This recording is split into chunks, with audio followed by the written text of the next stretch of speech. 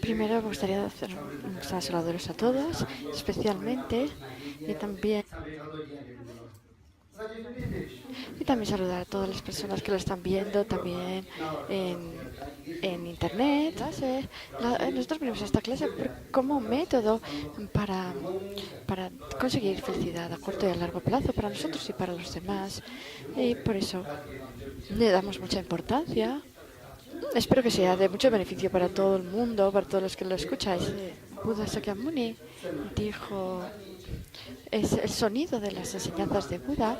No hay un sonido más agradable. Si dicen cuál es el sonido más agradable del mundo, podemos decir que es el sonido del Dharma, de las enseñanzas del Dharma. Por culpa de una canción, a veces surge deseo, a veces celos, a veces enfado, etcétera. Pero el sonido de las enseñanzas del Dharma, esto es algo que eliminar las emociones nocivas.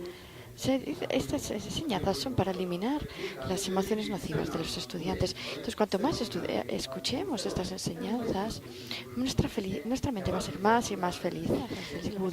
El sonido de las enseñanzas del Buda es dulce como la melaza. Nos van a traer felicidad a corto y a largo plazo para nosotros y para los demás. Es un método para conseguir esta felicidad. Y por eso decimos que es un sonido tan agradable. Porque nuestras emociones nocivas de nuestra mente van a ir disminuyendo y también nuestra felicidad va a ir aumentando. Por eso, tanto si lo miramos a corto como a largo plazo, es muy importante escuchar las enseñanzas del Buda. Entonces, pues vosotros venís aquí, tenéis mucho trabajo y dejáis todo de lado para venir aquí. Eso es porque le dais mucha importancia a venir a estas enseñanzas. Y desde el 2005 hemos estado dando estas clases públicas. Y la gente, cada vez venís más, y también cada vez hay más condiciones favorables. Esperamos que en el futuro irán mejorando todavía nuestras condiciones favorables. Gisela está recitando ahora una oración pareciendo que las enseñanzas tanto de Gelupa, Nyingma Kargupa y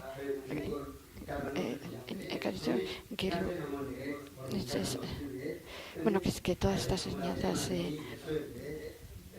florezcan y que las enfermedades disminuyan y que todos los seres sean felices. Y con esta intención, para que todos ellos sean felices, hago esta ofrenda de 200 rupias. Este es, de hecho,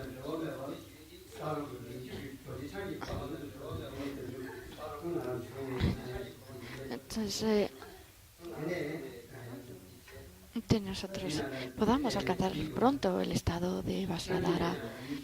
También aquí hay una pregunta también.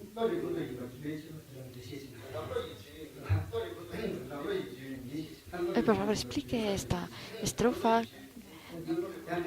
que dice, la verdad última no es un objeto de experiencia de la mente, porque la mente es verdad convencional.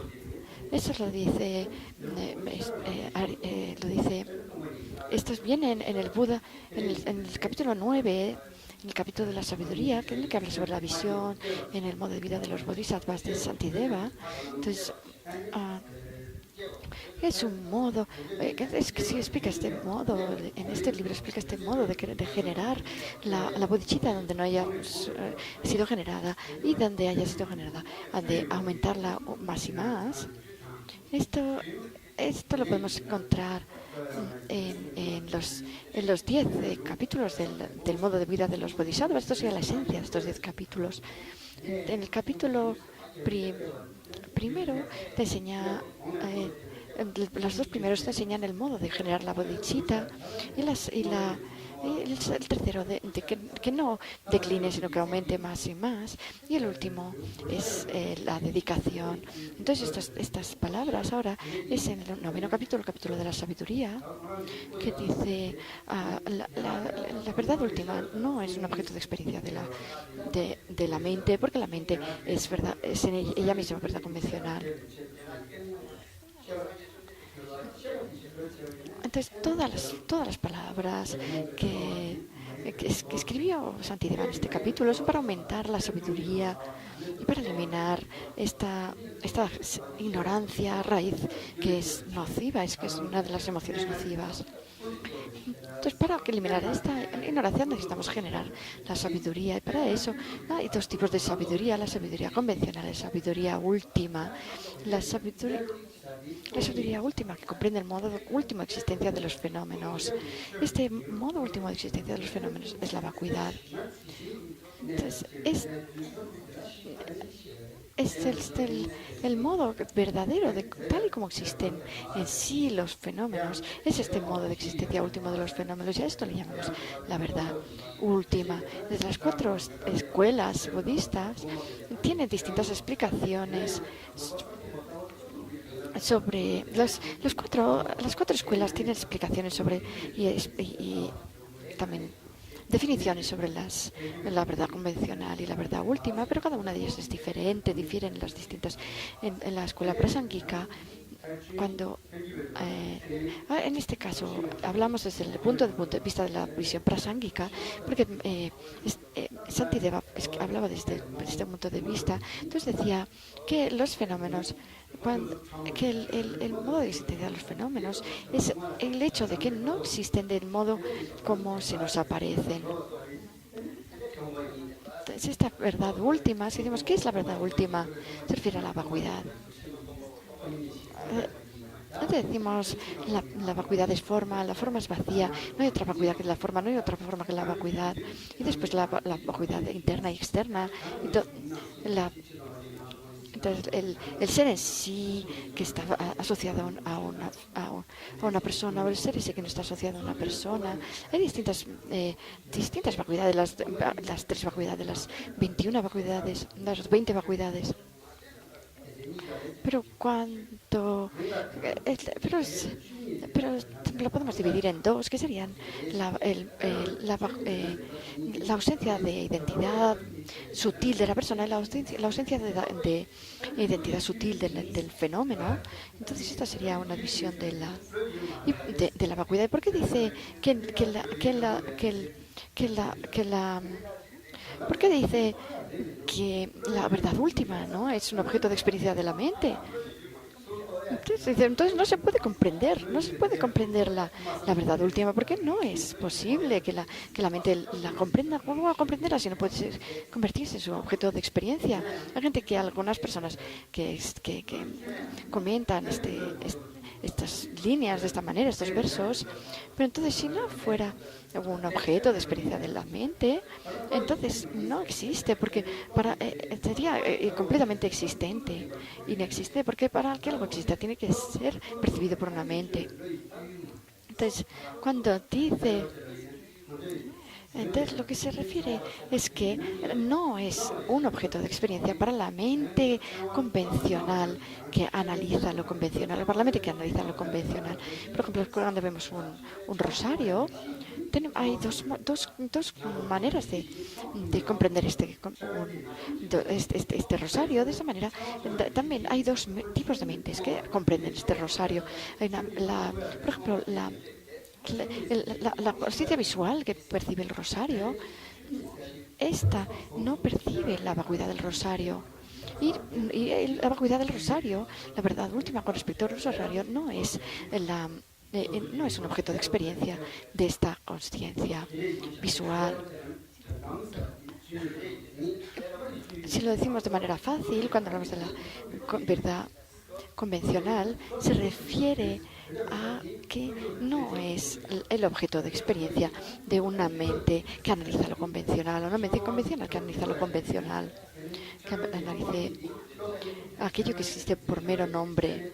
Entonces, el ser así del rosario, si lo analizamos con una mente convencional, esa mente convencional no va a poder percibirlo porque no es el objeto de experiencia de este tipo de mente. Entonces, entonces para poder comprender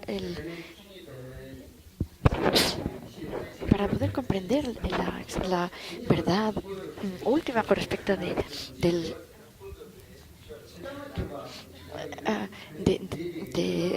este rosario, necesitamos una mente que comprenda lo último, que analice lo último. Hay dos tipos de mente, también lo podemos decir de otra manera, aquello que comprende todo lo que es, todo lo que se ve y aquello que comprende todo lo que se encuentra. Entonces,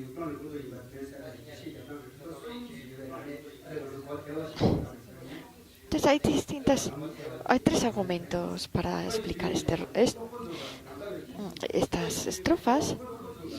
Nosotros hemos hecho el más fácil, que es decir que cuando dice la verdad convencional última, se refiere al modo de existencia de los fenómenos y que cuando dice que no es objeto de experiencia de la mente, se refiere a esta mente que analiza la convencional. Esta sería la manera más breve. Si lo decimos de una manera más sutil, podríamos hacer explicaciones más sutil. Después hay una segunda respuesta que dice para que nosotros abandonemos toda teoría. ¿A qué teoría se refiere? En esta estrofa que se dice, esta es de Nagarjuna. Nagarjuna, cuando hablaba dentro de los 6 textos sobre argumentación, en el principal, que es la sabiduría fundamental, hablaba sobre la sabiduría y sobre la vacuidad. Entonces, al final de este texto,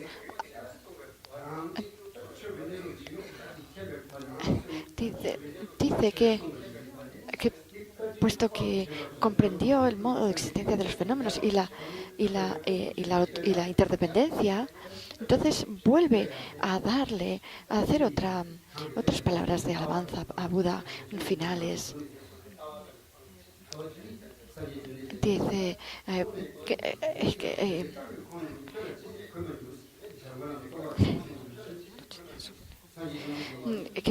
llevado por su compasión, enseñó el modo. Y para que mantenemos toda la teoría,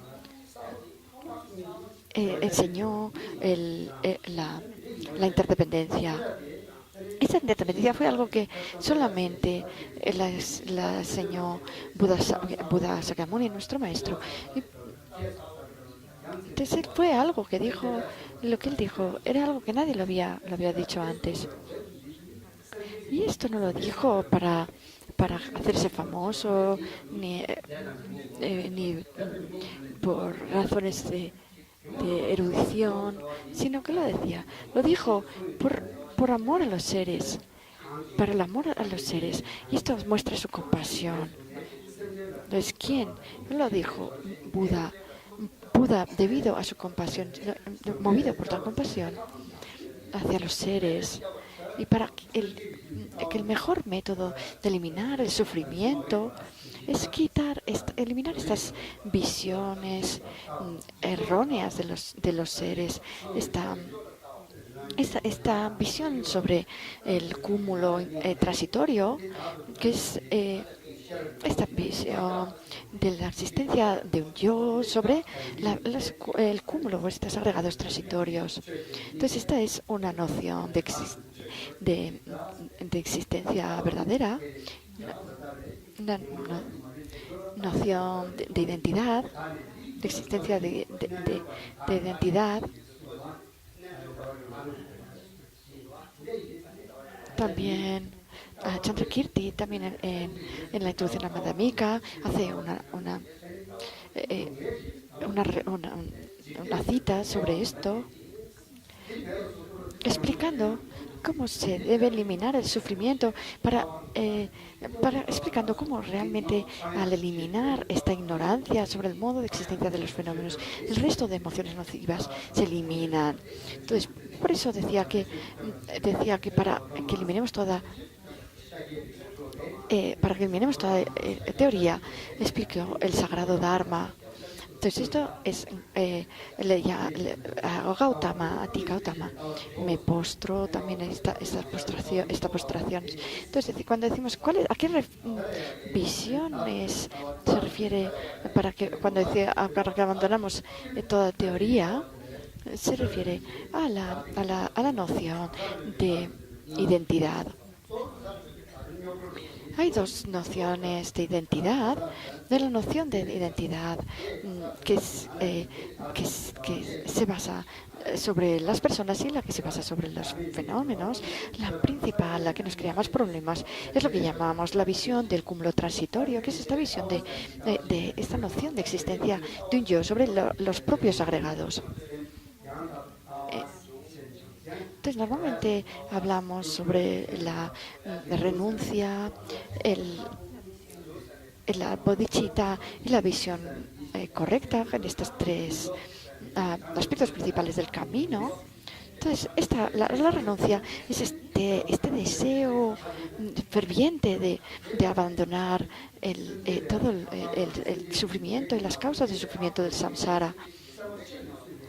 Entonces, si este deseo lo cambiamos su foco hacia los demás, de nosotros hacia los demás, y deseamos eliminar todo su sufrimiento, las causas de su sufrimiento, entonces se convierte en compasión.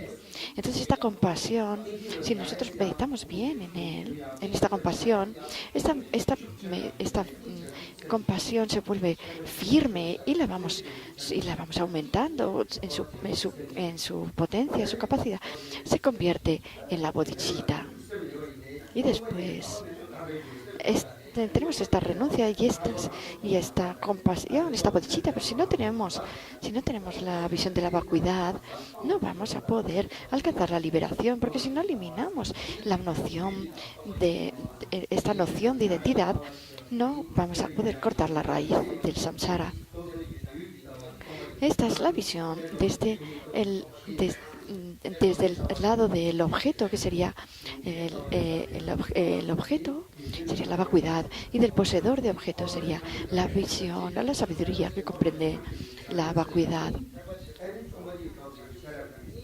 Entonces, tenemos estos tres aspectos principales del camino, que son la renuncia, la bodhicitta y la vacuidad. Y cuando lo decimos para eliminar toda teoría, nos referimos a las teorías erróneas. Estas teorías erróneas que nos causan problemas a corto y a largo plazo, para abandonarlas, Buda Sakyamuni explicó el sagrado Dharma. Entonces, Buda, todo el Dharma que usted explicó era para eliminar el sufrimiento a corto y a largo plazo de los seres. Es todo con esta intención. Por esto, para nosotros poder alcanzar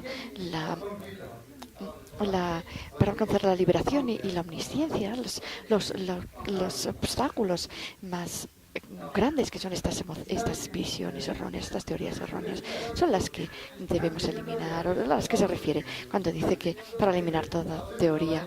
También cuando hablamos de la visión, también hay algunas visiones mundanas de hoy en día. Por ejemplo, cuando dice todas las visiones o todas las teorías, se refiere a las teorías que están asociadas con las emociones nocivas, pero también hay algunas teorías mundanas que son correctas. Por ejemplo, la creencia en la causalidad kármica, la ley de la causalidad con respecto a las causas y sus efectos, y también en la reencarnación.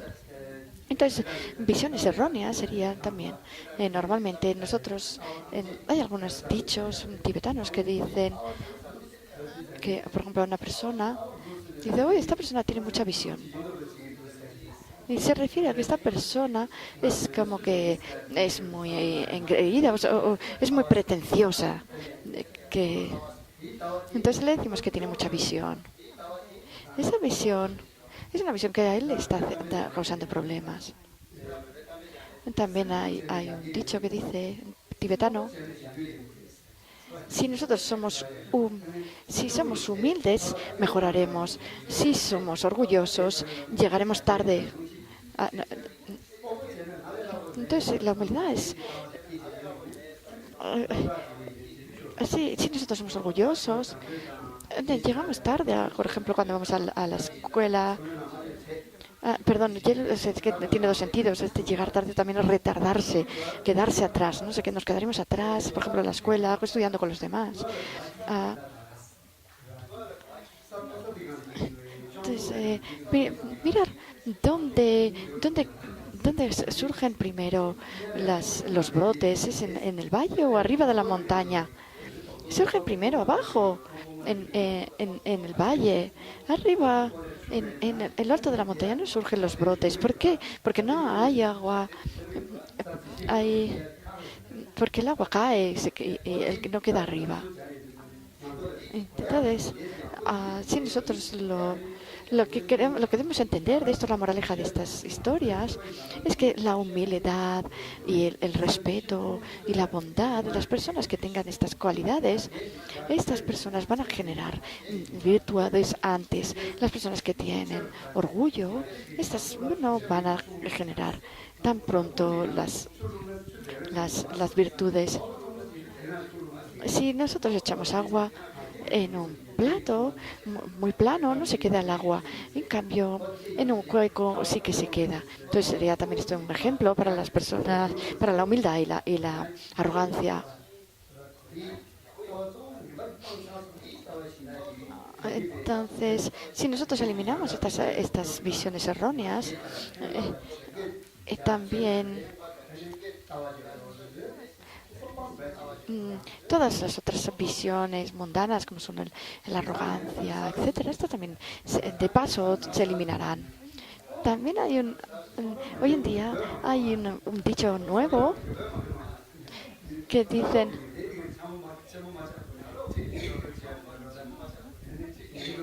que no pretendas ser famoso antes de tener las virtudes necesarias, o algo así. Entonces,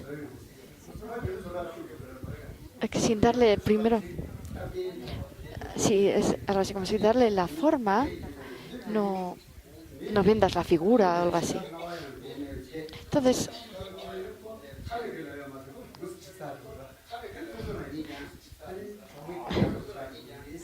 nosotros también no debemos hacerlo así. Tenemos que ser humildes y comportarnos bien y ser respetuosos.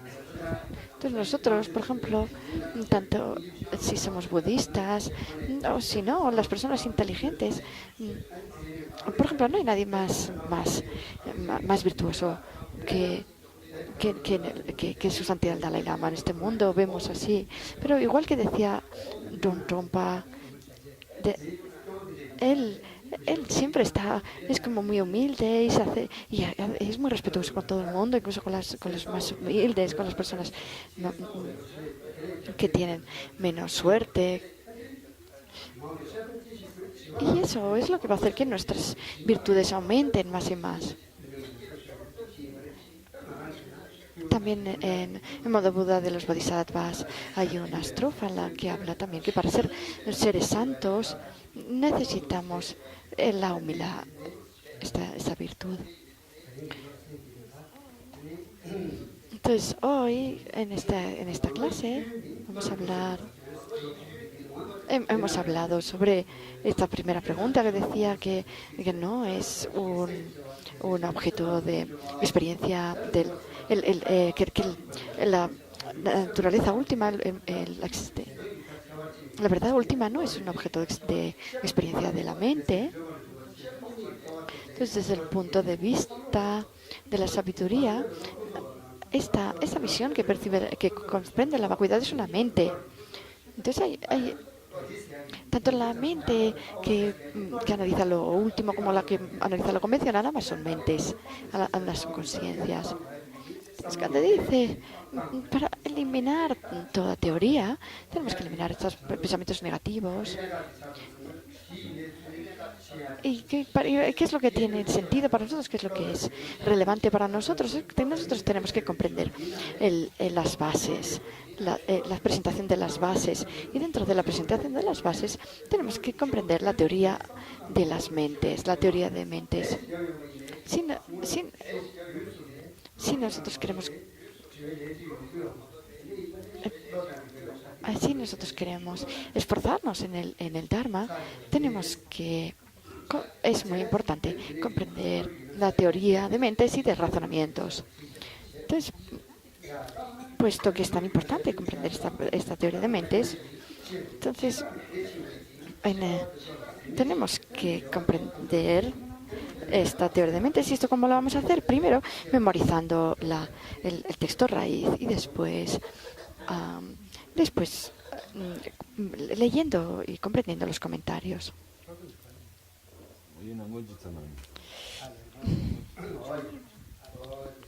Chuñibro. ¿Por dónde vamos? Dice que se la caga. ¿Ca? Alechemañi.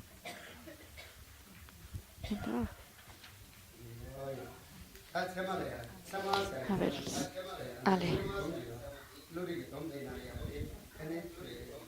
Entonces, dentro de este sumario de conciencias,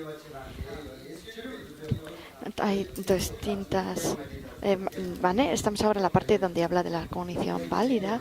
Hay distintas divisiones de la cognición válidas. También los no budistas tenían una presentación sobre la cognición válida, distintas presentaciones. Entonces,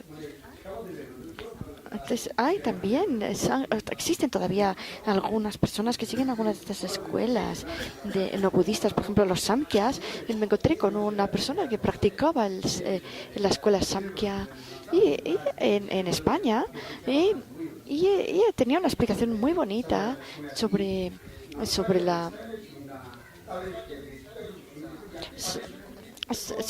su visión filosófica y como también el,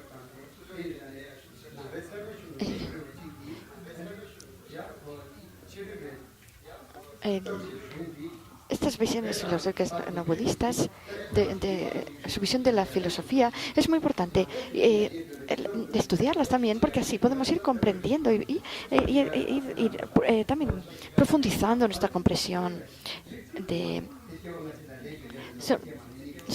con nuestra comprensión sobre la visión filosófica budista. La mayoría de estas visiones no budistas hablan sobre la reencarnación, tienen también una presentación sobre la reencarnación.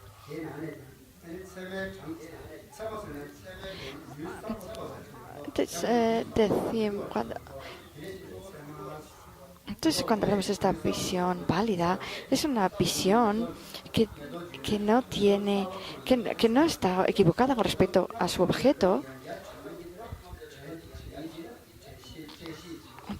Entonces, nos referimos también al primer momento de cognición de un objeto. Un momento siguiente sería una cognición subsecuente. Entonces, esta cognición directa se refiere a una cognición válida, es una cognición nueva e inequívoca.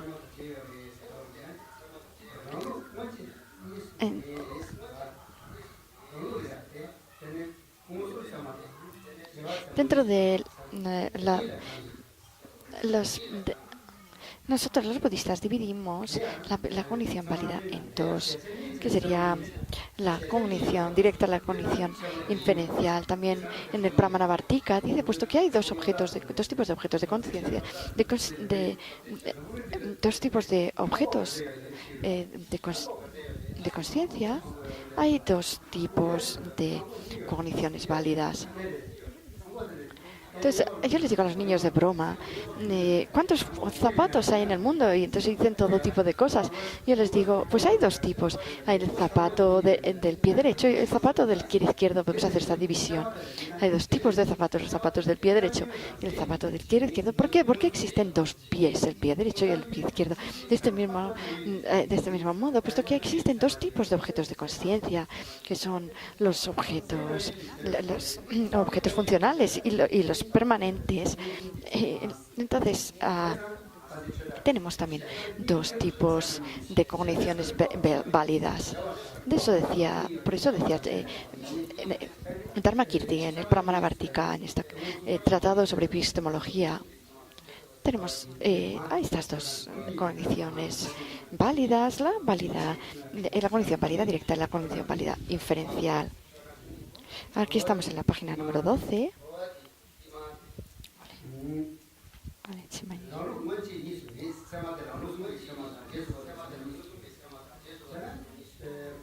entonces, tenemos esta división en nuestra visión budista sobre la división de la cognición válida en dos.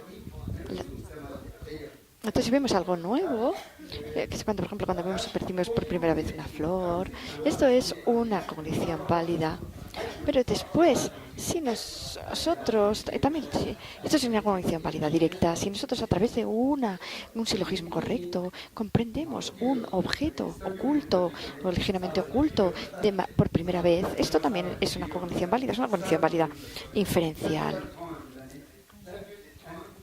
Cuando nosotros, por ejemplo, las noticias nosotros le llamamos novedades, como le llamamos las novedades.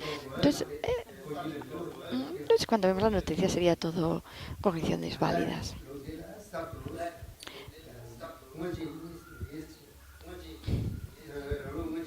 Entonces tenemos esta división es clara, que solamente tiene estas dos tipos de cognición, que son la directa y la inferencial. Entonces,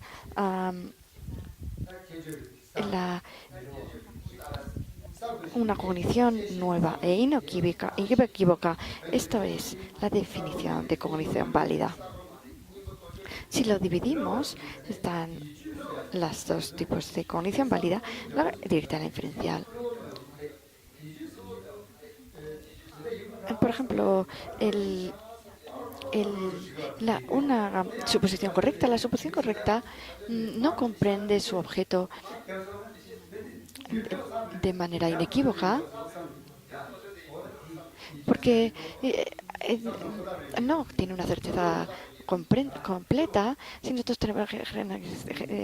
generamos esta suposición correcta con respecto a un objeto y después alguien nos da argumentos en contra, es posible que nosotros cambiemos de opinión, puesto que no es una mente muy fundamentada, no tiene una certeza muy firme. Entonces, cuando digo, por ejemplo, personas, se refiere a todo tipo de personas. Hay tipos. Antes de 1995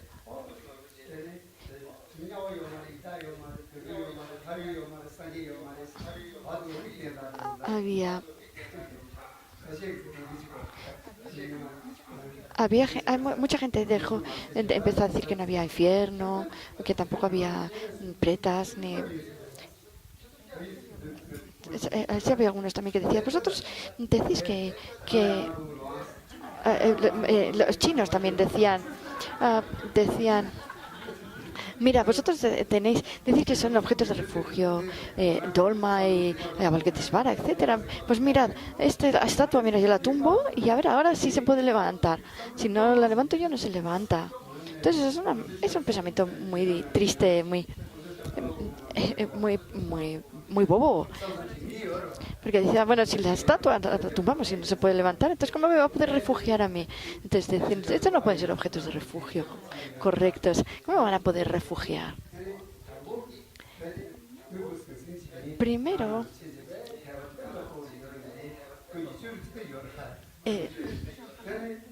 Entonces, buscamos estos argumentos para convencer a las personas que no tenían una fe muy firme. Y les decían que no había infierno, no había el lugar de los pretas, no había cielo, no había nada. Entonces, hay mucha gente también que en el momento de la muerte genera de repente muchas visiones erróneas que les hacen sufrir en este momento. Por ejemplo, esto le pasa tanto a monjas como a personas laicas. Entonces, si nosotros tenemos, eso es porque nosotros no tenemos una fe firme desde el principio. Si tenemos una fe verdaderamente firme, basada en una cognición válida, entonces no vamos a poder perder esta fe porque tenemos una certeza total. Entonces, si nosotros alcanzamos los caminos de la acumulación, de la preparación, de la visión, de la meditación, incluso que estemos soñando, nosotros podemos escuchar enseñanzas del Dharmakaya, de este cuerpo de verdad de un Buda, sobre el modo de existencia de los fenómenos. Y hay algunas personas que entonces, no hace falta que vivamos muy lejos. También hay algunas personas que ponen muchísimo esfuerzo en estudiar, por ejemplo, y después de cierto tiempo se hartan, ¿no? Pierden la determinación. Los lamas Kadampa decían, el, no tenéis que pensar en objetos de refugio fuera de vosotros, externos, para acumular méritos. No de esto, sino que lo que tenemos que hacer es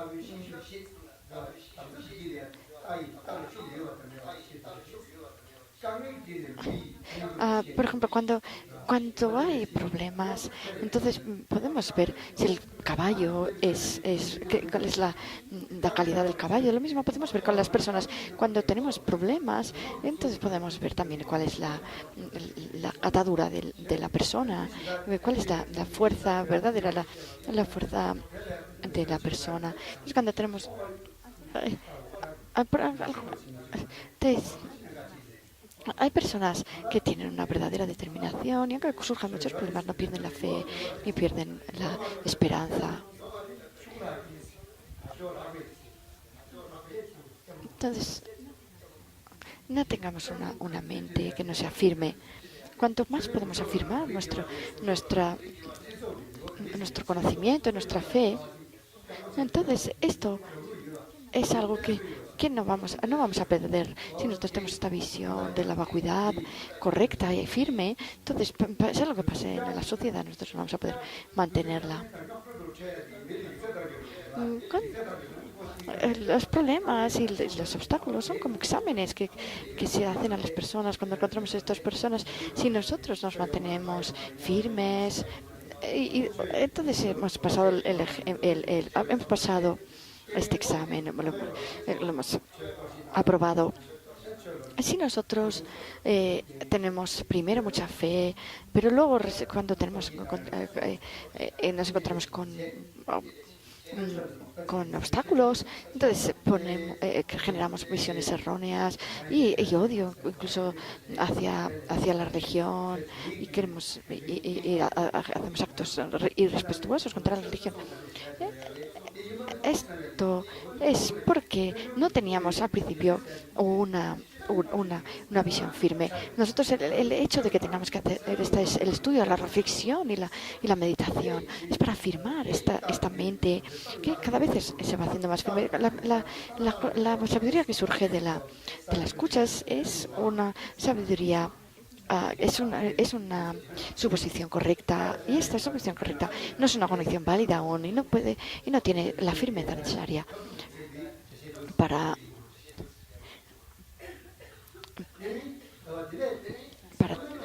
para tener que seamos firmes nosotros. Entonces, Entonces, si nosotros comprendemos las cuatro nobles verdades, la visión de la vacuidad, y también, claro, sabemos lo que es sabemos lo que es la liberación, y lo que es la omnisciencia, y generamos estas mentes que comprenden de manera inferencial los objetos ligeramente ocultos, estas condiciones inferenciales, entonces vamos a poder tener como dice su santidad el Dalai Lama en la alabanza de los 17 panditas de Nalanda, que dice, comprendiendo el modo de existencia de las dos verdades, podremos comprender bien cómo funcionan las cuatro nobles verdades y cómo entramos y cómo salimos del samsara. Y de este modo podremos tener un firme refugio, una firme práctica del refugio y ser verdaderos budistas.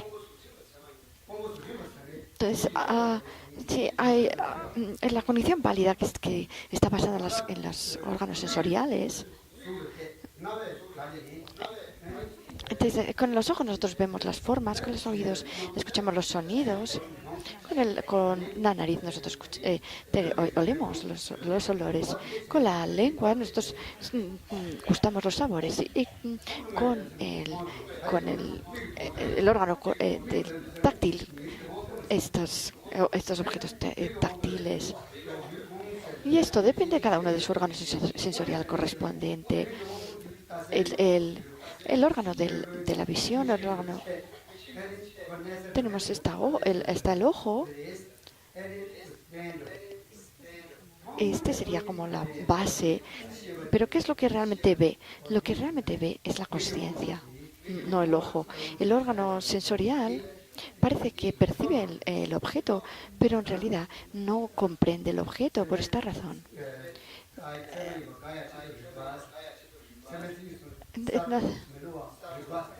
Entonces, por eso, en la definición de cognición válida, dice cognición, no vaya inequívoca, por eso dice cognición, porque ha de conocer el objeto. Los órganos sensoriales no conocen el objeto, por esta razón no podemos decir que comprendan el objeto, que sean consciencias. Entonces necesitamos que comprenda el objeto de manera nueva, inequívoca, y esto sería una cognición válida. Y tenemos esta división, como hemos dicho antes, la cognición válida inferencial y la cognición válida directa. También hay otra distinta división, otra división diferente, que es la división de la cognición válida en dos, que serían la cognición válida que adquiere certeza por sí misma y la que adquiere certeza por algo externo. Por ejemplo, si yo me levanto por la mañana temprano y me voy a hacer coras, a girar alrededor de un templo, entonces veo otros seres, por ejemplo animales o personas. Son personas, pero si lo vemos desde muy lejos, a lo mejor no sabemos si es una persona o es algún otro tipo de animal.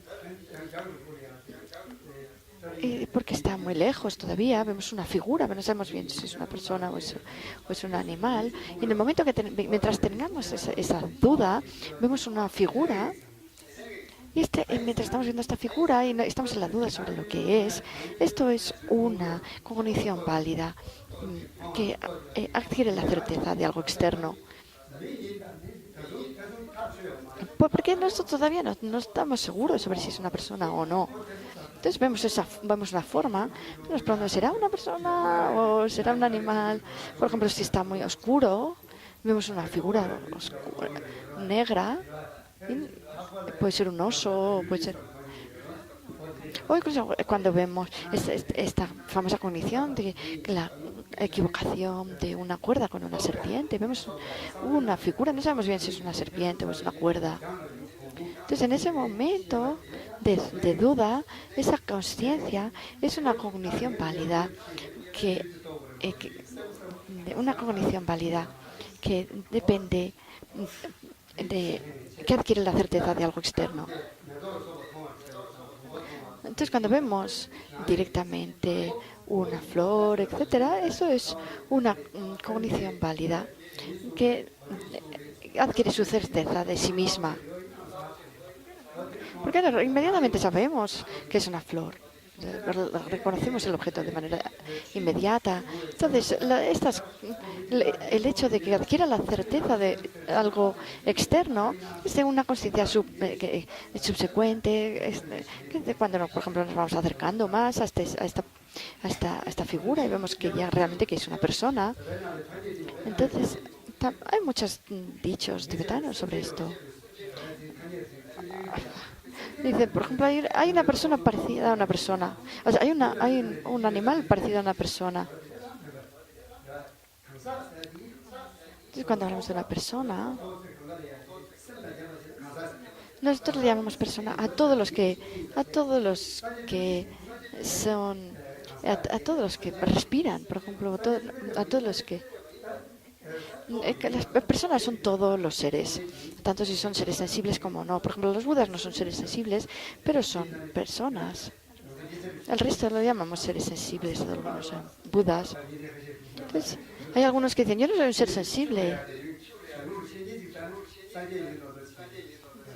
Entonces, eso me parece que es que esta persona está diciendo que soy un Buda, ¿no? Porque todas las personas que no son sensibles son Budas. Si mientras no nos hayamos iluminado, somos seres sensibles. A otros le llamamos animales, o le llamamos pretas, o le llamamos seres infernales. Y nosotros cuando decimos seres sensibles, normalmente le llamamos a los animales seres sensibles. Entonces, otras veces cuando decimos seres sensibles nos referimos solamente a los animales que no son las personas. Otras veces nos referimos a los 6 tipos de seres. Entonces cuando vemos este bulto en la lejanía y todavía estamos en la duda sobre qué es, entonces esta consciencia es una cognición válida que adquiere su certeza de algo externo. Pero si algo que esté cerca de nosotros, está muy cerca, tanto si es una flor o cualquier cosa así, lo vemos de manera clara, entonces esto es una cognición válida que adquiere su certeza de sí misma. No depende de otra cognición válida subsecuente para adquirir la certeza sobre su objeto.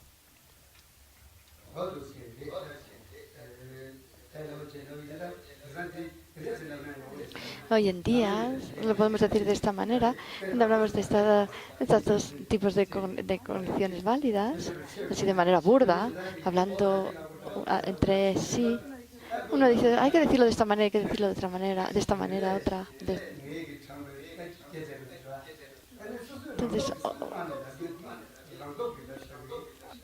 Entonces, uno sería uno podría basarse en todos estos consejos para hablar, y otro, desde su propio modo de pensar, habla y dice cosas, ¿no? Serían uno que depende de otros, de algo externo para su certeza, o algunos dependen de sí mismos para alcanzar la certeza. Entonces estas conciencias,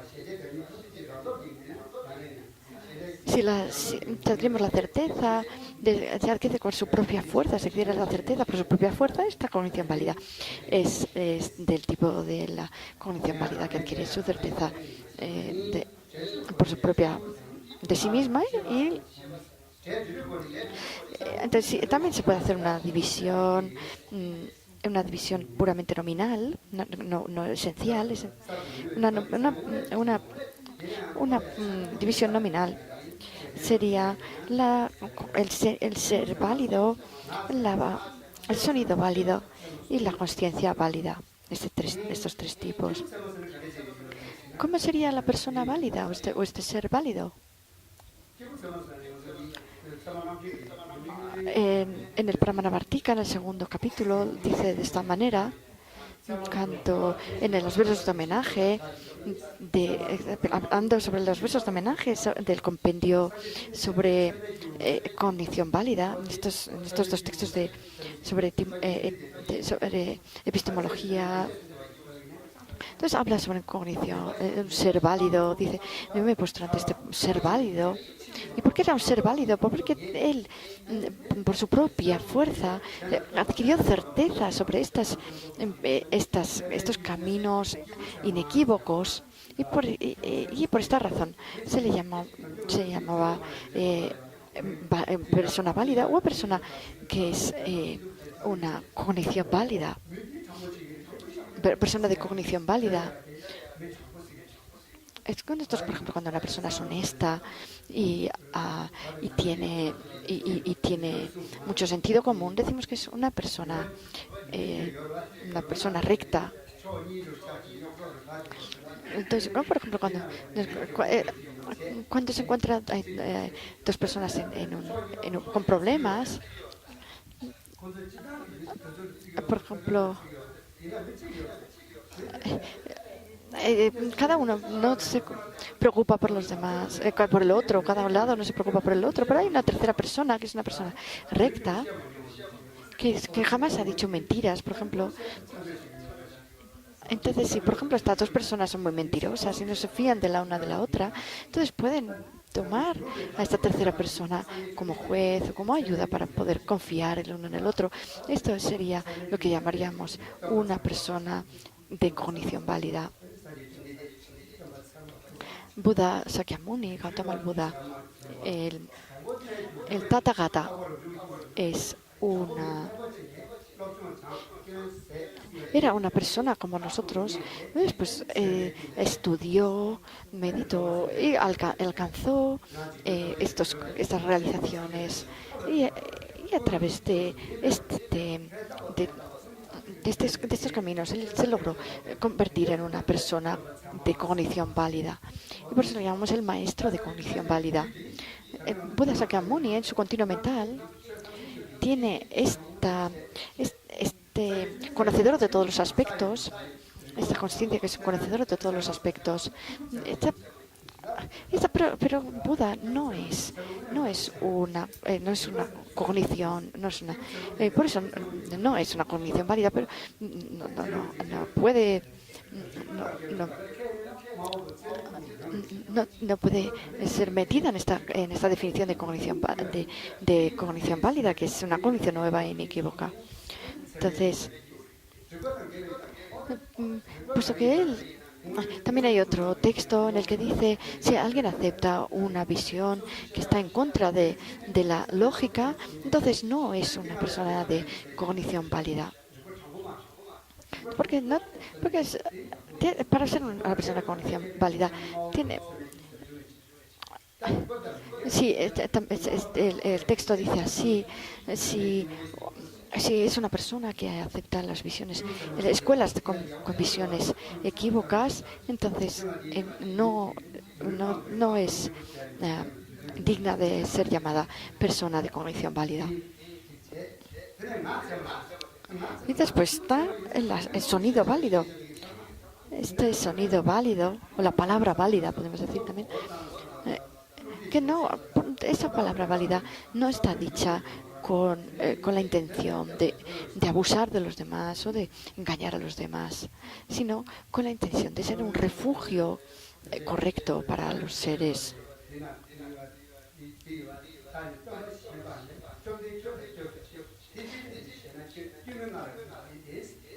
Entonces, Buda es unos versos también que yo me refugio en usted, Buda Shakyamuni. ¿Por qué? Hay muchos objetos de refugio, pero yo me refugio en usted. ¿Por qué? Porque usted no tiene lo que usted da, sus enseñanzas no tienen ninguna contradicción, no tienen ninguna falta, y por mucho que las analicemos, cuanto más las analizamos, más certeza adquirimos. cuanto más las analizamos, más nos acercamos a la idea de que es verdadero. Lo que usted dijo es verdadero. También los científicos hoy en día se acercan a la a la visión budista con su visión escéptica y no encuentran manera de, de negarla, de refutarla. Entonces, esto es lo que es una palabra válida. Pero la palabra válida y la persona válida no son verdaderas cogniciones válidas, solamente son nominalmente. Por eso se dice que esta es una división nominal de la cognición válida.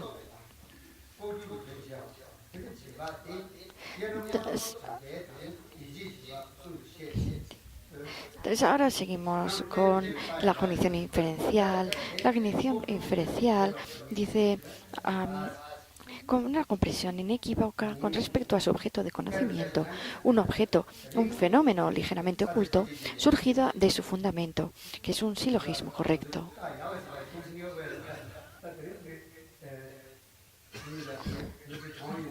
Por ejemplo, si nosotros pensamos, hoy ha debido morir alguien pobre, dice, ¿por qué? ¿Por qué la gente están en el templo, están todos rezando y acumulando mantras de Om Mani Padme Hum?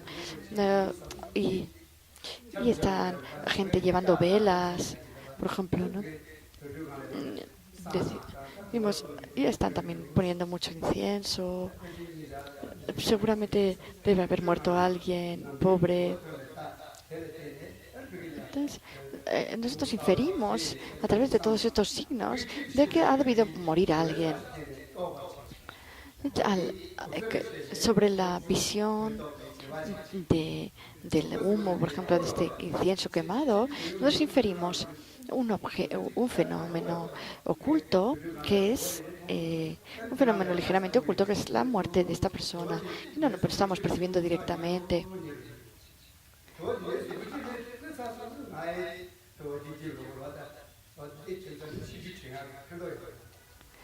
Entonces, este tipo de cogniciones no son de mucha utilidad para conferir cosas que no están delante nuestro.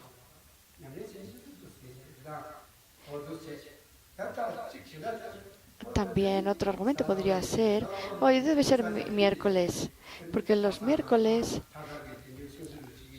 normalmente dan estas enseñanzas, así que debe ser hoy miércoles.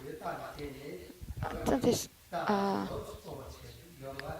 y también porque en este templito, bueno, ellos han puesto incienso y ponen incienso los miércoles, así que debe ser miércoles hoy.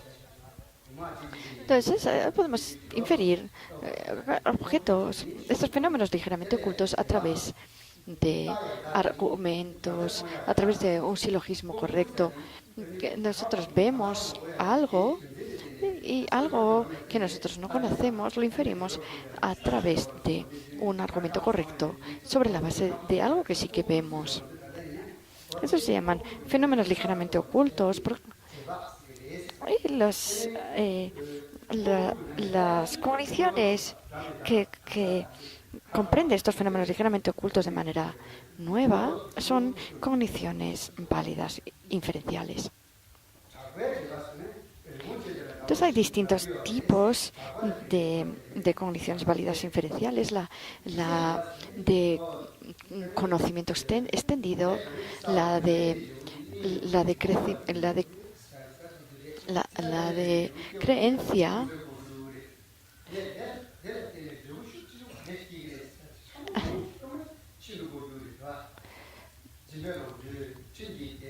Por ejemplo, si nosotros decimos que a través de si nosotros decimos que a través de la generosidad vamos a obtener riqueza, o a través de la ética vamos a conseguir felicidad. Esto es algo que es un fenómeno extremadamente oculto. No podemos comprenderlo directamente a través de un mero silogismo, sino que también nos tenemos que basarnos en las citas textuales. Entonces, este tipo de condiciones inferenciales que se basan en las citas textuales para la comprensión de su objeto son cogniciones inferenciales de creencia o de, de confianza.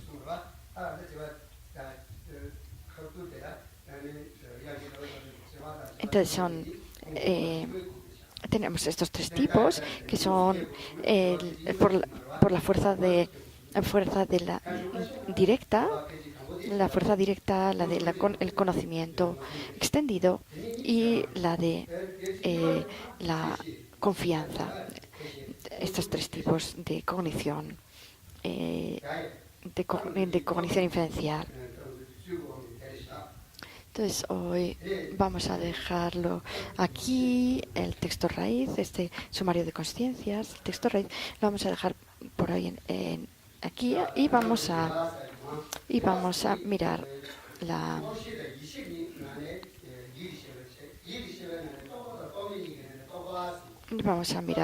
el comentario. Entonces, esta cognición inferencial es dentro de la división en dos de las mentes, que son las mentes conceptuales y las no conceptuales. Tenemos es una mente conceptual. Todas las conciencias sensoriales son no conceptuales. Las conciencias inferenciales son conceptuales.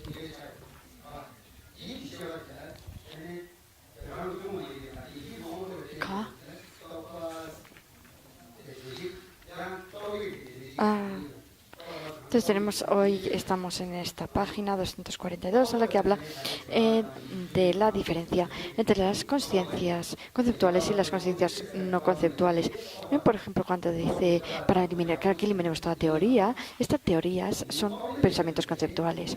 Los pensamientos no conceptuales serían, por ejemplo, las concepciones sensoriales y también las cogniciones yógicas directas. Todas las conciencias asociadas al continuo de un Buda son cogniciones directas, son no conceptuales.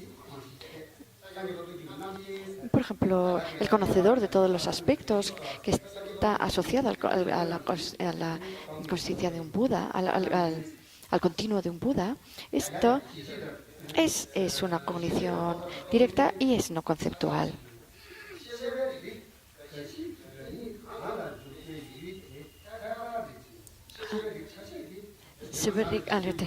Entonces, algunos tipos de conciencias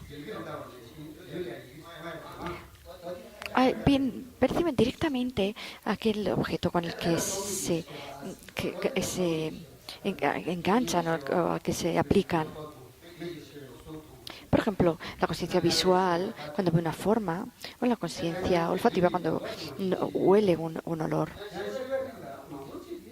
También hay muchos tipos de conciencias a las que no se les aparece el objeto de manera directa, sino que se aplican al objeto a través de una apariencia que es semejante al aspecto del objeto y este es su objeto de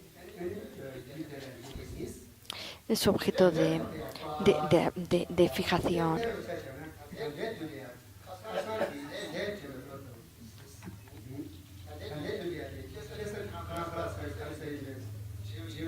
Entonces, si nosotros, por ejemplo, nos preguntan, ¿qué comiste ayer?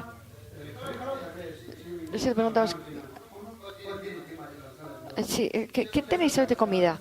Pues lo miramos y podemos decir es esto o lo otro, lo vemos directamente. Pero si dicen, ¿pero qué comisteis ayer? Entonces tenemos que pensar, sí, podemos recordar, tenemos que pensar un poco.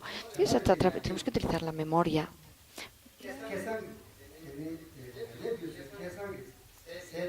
Entonces, lo que, por ejemplo, hoy en día, la comida de ayer no se nos aparece de manera directa, sino que a la memoria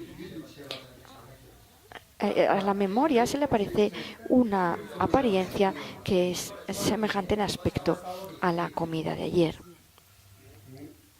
Y es a través de esta apariencia que nosotros enfocamos esta conciencia en el objeto que es la comida de ayer. Por ejemplo, en Dharamsala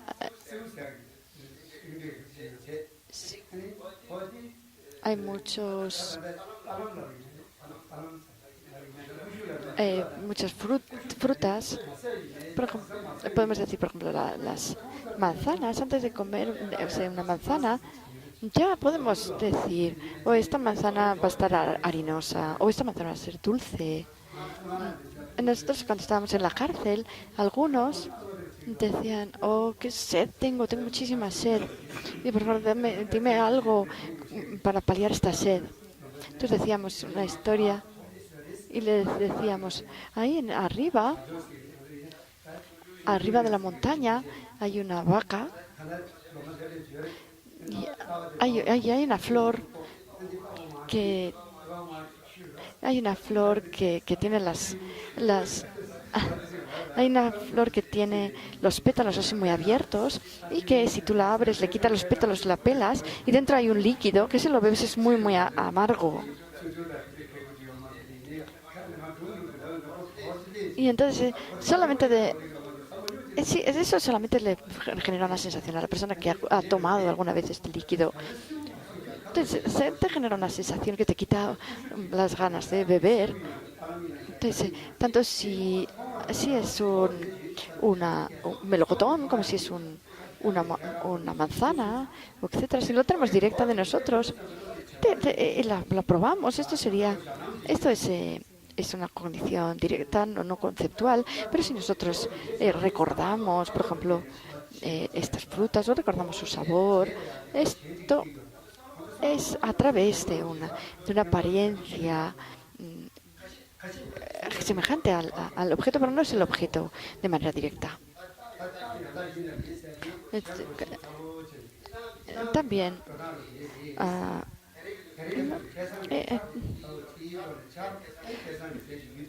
esto lo podemos hablar también de una manera muy externa, muy extensa.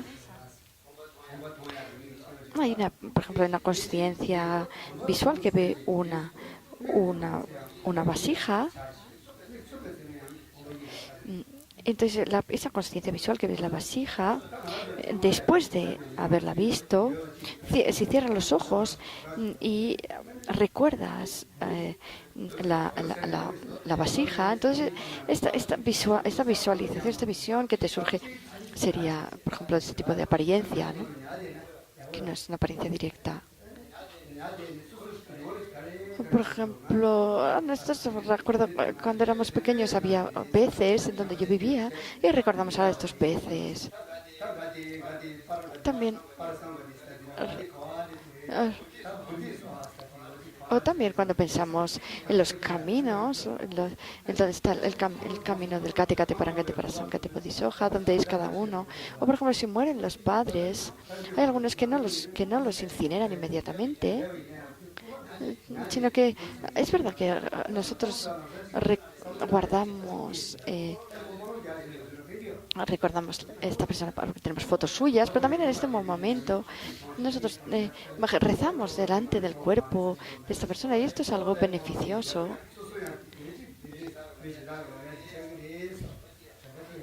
Esto es importante para luego recordar bien a esta persona también. Sí, nosotros recordamos, por ejemplo, recordar ahora alguna situación de cuando erais pequeños. Al recordar esto, veréis cómo surge alguna visión en vuestra mente. Entonces, este tipo de conciencia que necesita de este tipo de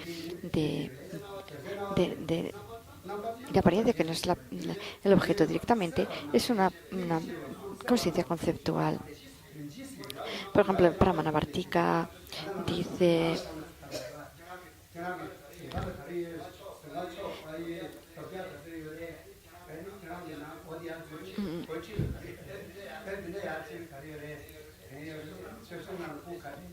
Si nosotros pensamos, por ejemplo, pero ahora recordemos qué cosas hay en casa, qué cosas hay en la cocina, por ejemplo, o qué cosas hay en mi altar, o qué cosas hay pues recuerdo todo esto son conciencias conceptuales. Si nosotros vemos directamente el objeto, entonces son no conceptuales.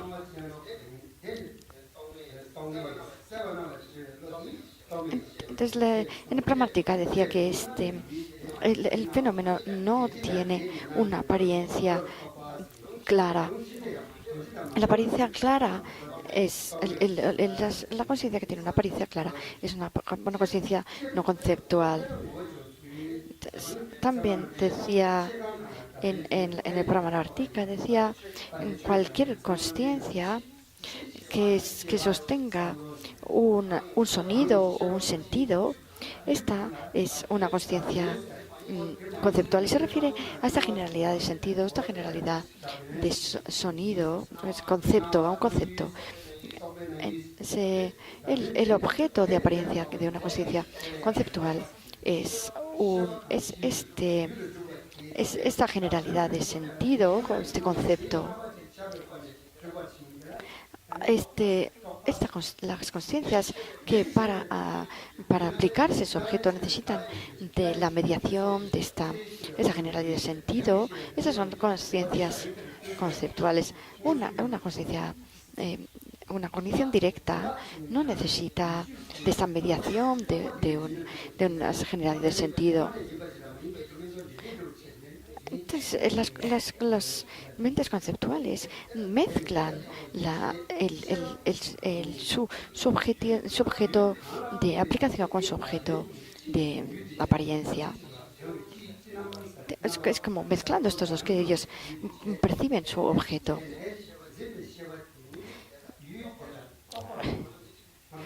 Entonces, nosotros, por ejemplo, si alguien nos dijo algo desagradable hace tiempo, nos recordamos estas palabras desagradables y a veces incluso nos podemos despertar a mitad de la noche recordando, me dijo esto desagradable. Entonces tenemos esta apariencia negativa de estas palabras y también por si nos dijeron algo positivo, también podemos tener esta apariencia positiva de las palabras que nosotros recordamos y guardamos. Es a esto lo que se le llama la generalidad del sentido y es mediante esta generalidad del sentido que las conciencias conceptuales se aplican a su objeto. Entonces, esta sería la división. Tenemos la definición de cognición conceptual. Es aquella que mezcla el sentido y el sonido, que es una consciencia aplicativa que hace su objeto mezclándolo con sonido, con sentido. Entonces,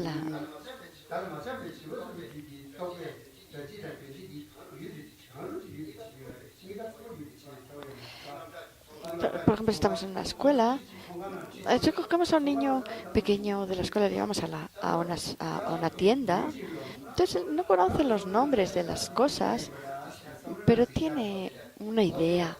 Tiene una idea de esta cosa debe ser algo así o debe ser algo así. Esto sería esta generalidad de sentido. Pero si nosotros le explicamos a alguien lo que es una cosa que no conoce, entonces tiene una generalidad de sonido, sería un concepto asociado a una palabra. El otro asociado a un sentido. Sería de esta generalidad de sentido, esta generalidad de sonido. Entonces, si nosotros juntamos esta generalidad, el objeto percibido con esta generalidad de sentido o de sonido. Entonces, esta conciencia es una conciencia conceptual.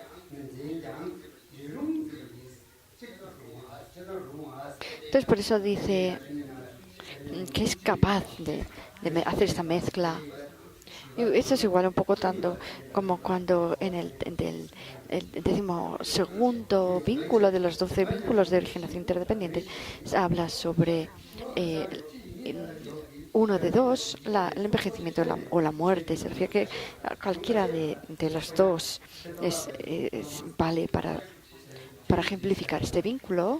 De este modo también, cuando dice que tenga esta capacidad, no es que se refiere a que puede mezclar su objeto tanto con el sonido como con el sentido. Algunos eruditos dicen que no es que la apariencia en sí, ella misma, es esta generalidad de sentido. Otros dicen que no, que hay esta apariencia y luego esta generalidad de sentido. Entonces, sí, la vamos a dejar aquí por hoy. Cuanto más sabamos de teoría de mentes, esto va a hacer que tengamos una mente más extensa y que tengamos menos pensamientos estrechos y también y que seamos también más fuertes en los momentos difíciles, cuando tengamos problemas, y eso va a hacer que seamos más felices. También su santidad va a dar unas enseñanzas en octubre, y se lo va a dar sobre la introducción al Madhyamika de Chandrakirti, hablando sobre la visión de la vacuidad. Este es un texto increíblemente válido, increíblemente virtuoso. Así que si lo podemos escuchar, podemos bien escuchar estas enseñanzas, también nos va a explicar sobre el amor, la compasión, sobre la bodhicitta, sobre los lados del método. Así que os pido que escuchéis bien estas enseñanzas y esto también nos va, la teoría de mentes también nos va a ayudar a comprender las enseñanzas de su santidad y también para comprender la visión de la vacuidad. En Buda Sakyamuni hizo el giro de la rueda del Dharma de las 4 nobles verdades, y después en el Pico del Buitre habló sobre las sutras de la perfección de la sabiduría, sobre las cuales Nagarjuna escribió como comentario los 6 textos sobre el razonamiento y sobre la sabiduría fundamental, sobre el sentido de la sabiduría fundamental. Después Chandrakirti escribió esta introducción al Madhyamika. Si no tenéis el texto, buscadlo ahora. Si lo podéis encontrar, esto estaría muy bien. A lo mejor van a dar el texto en las enseñanzas, pero a lo mejor no lo van a dar, así que es mejor que os preparéis y llevéis vuestro texto por si acaso. Entonces, si pensamos, sí, nos van a dar, pero luego no lo dan, esto también es mejor. Tanto, por ejemplo, nosotros nos preparamos de nuestra comida, de nuestra bebida y todo eso, pero luego si no nos preparamos el libro, eso es un poco raro. Es mejor prepararnos el texto. Entonces, si podéis venir el próximo domingo, vamos a hablar un poco sobre este texto como introducción, como clase de introducción, de preparación para las enseñanzas de su santidad. Y eso, para que nosotros podamos comprender mejor estas enseñanzas, vamos a dar estas clases preparativas o introductorias al camino, a la introducción al Madhyamika de Chandrakirti. Si tenéis este texto, así que traedlo y yo voy a dar una explicación breve sobre él. college and she was enjoying.